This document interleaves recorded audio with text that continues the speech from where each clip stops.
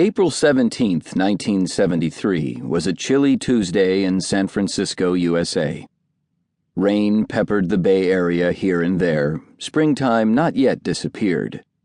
From the radios of GTOs, Oldsmobiles, and Volkswagens, the sounds of Deep Purple's Smoke on the Water, David Bowie's Space Oddity, and the current hit by Donny Osmond, The 12th of Never, could be heard. The banks open at 9, and a parade of trench coats hustles its way through Market Street. Newspaper boxes crowded with readers, attracted by headlines about President Nixon's first statement before the Senate committee in the Watergate trial. Elsewhere in the city, the San Francisco Giants are getting ready to face the Atlanta Braves later that day after losing their previous game to the Cincinnati Reds. As all of this is happening, something far more interesting is occurring in a small corner of the suburbs, just outside the city.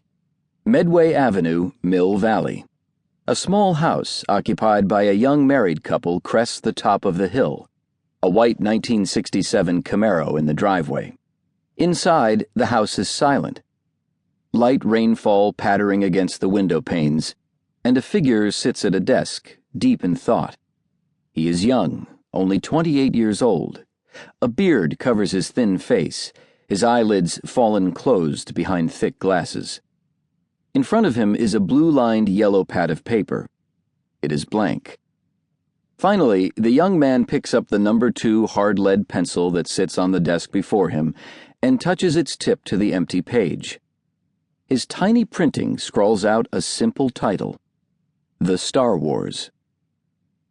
4 years later, a new film was opening in theaters around the country bearing that very title, written and directed by a man hardly anyone had heard of named George Lucas. No one in the film community had anticipated its arrival, but one thing was sure by the time it was released: the world of cinema would never be the same again. Star Wars has undoubtedly become one of the prime mythologies of the 20th century.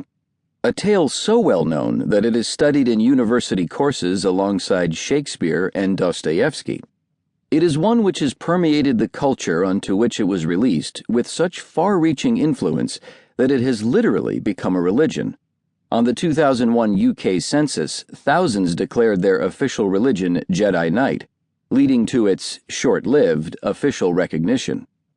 According to reports, there were more Jedi than Jews, and the phenomenon spread to Australia, where 70,000 proclaimed themselves followers of Jediism. Given that the 6 films have collectively sold nearly 1 billion theatrical tickets alone, this should hardly be surprising. If critics may trivialize its study on the grounds that the films are merely juvenile entertainment pieces, the Star Wars saga nonetheless remains among the most well-known and influential stories of the modern era. Anthropological studies, not just of 20th century culture and entertainment, but of modern folklore, must place Star Wars and its 5 sequels and empire of spin-offs at or near the top of the list of important works. Perhaps most incredible of all, the entire story of this culture-shaping saga has sprung from a single mind, its first seeds planted that day back in April of 1973. George Lucas has been labeled many things in his day, from the world's greatest storyteller to the world's greatest sellout. He's been attacked by critics just as often as he has been praised by them. Interest in the creation of the Star Wars films has been immense, and indeed there are few films whose productions are rivaled in public curiosity.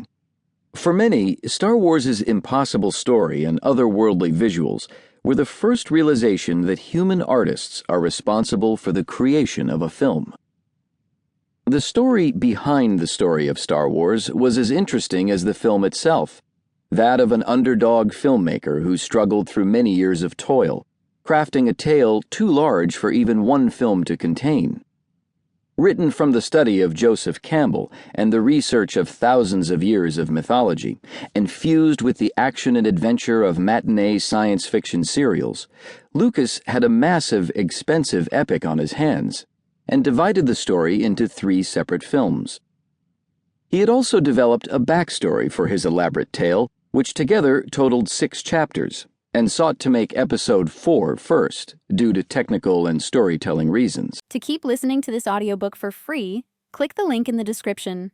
It will take you to a free Audible trial where you can listen to this and many other books for free for 30 days.